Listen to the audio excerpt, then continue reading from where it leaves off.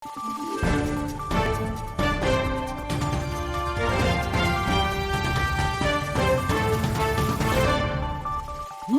araw, Pilipinas! Ito ang Valiente News hatid sa inyo ng Office of the Vice President.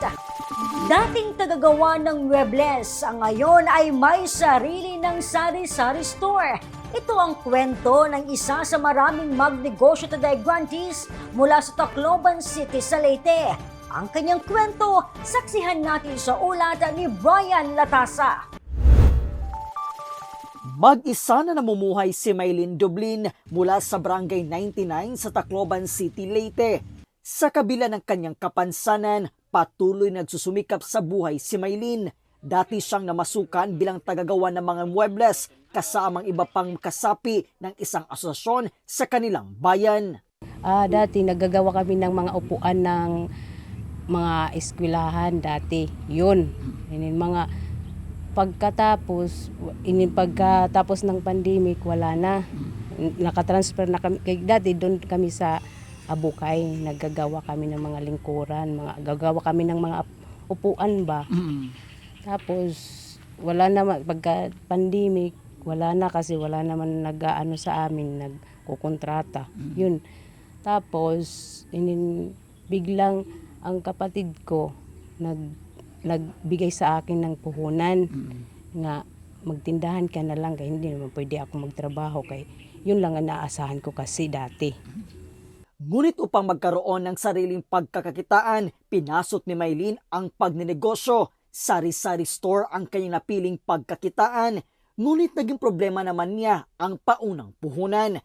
Kaya't nang mapag-alaman ang Magnegosyo Today program ng Office of the Vice President, agad siyang tumungo sa OVP Eastern Visayas Satellite Office sa Tacloban City at isinumite ang mga kinakailangang rekisito. Di naman nabigo si Maylene dahil ginawaran siya ng 15,000 pesos bilang livelihood grant ng Office of the Vice President sa pamumuno ni Inday Sara Duterte.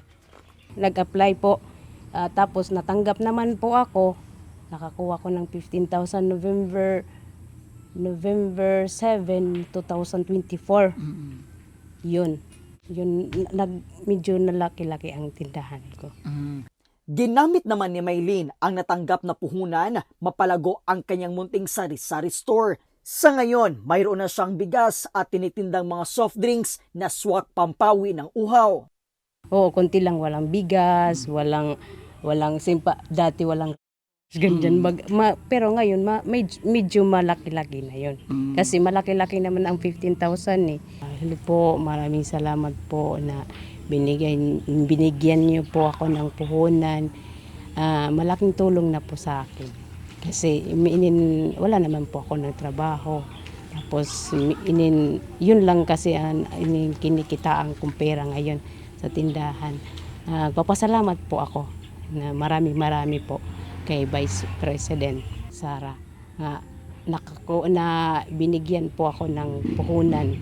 Di naman malakihan pero malaki na sa akin yun. Malaki-laki talaga. Maraming po salamat po. Sana marami po nyo sana marami na matutulungan po nyo.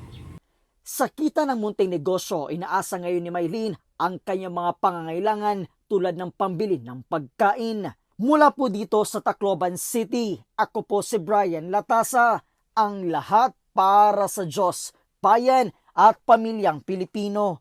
Valiente News. Isang nanay na dating naglalako ng damit at tsinelas na alalayan ng MTD. Ang kanyang pinasok na negosyo, tunghayan sa susunod na episode. Ako si Claudette Loreto para sa makabuluhan, naninindigan at matapang na mga ulat at impormasyon. Maraming salamat!